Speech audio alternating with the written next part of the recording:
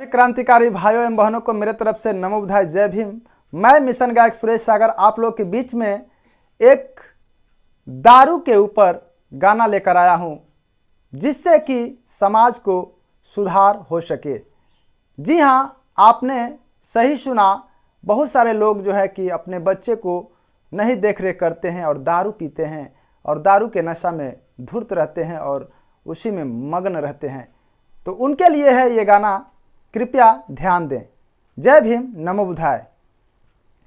आरे के मेहनत मजदूरी खुशी खुशी जी हो खुशी खुशी जी हो, दारू में जहर बाए पापा, दारू में जहर बाए पापा, दारू जानी पी होया है, दारू में जहर बाए पापा, दारू जानी पी होया है, दारू में जहर बाए पापा।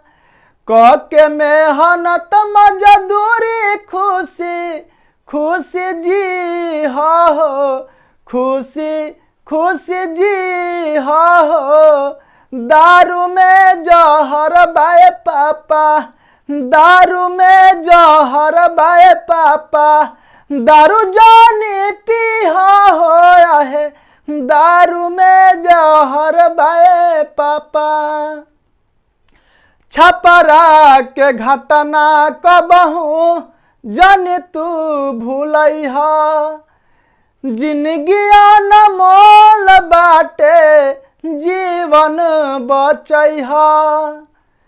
छपरा के घटना कबहू जन तू भूलैहा, जिंदगिया न मोल बाटे जीवन बचैहा।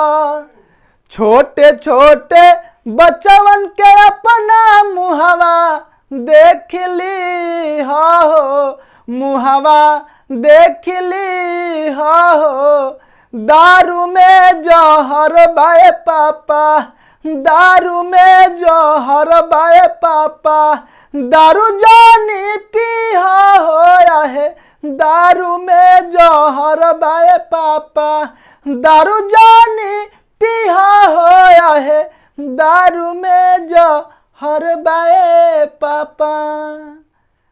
नमो बुद्धाय, जय भीम।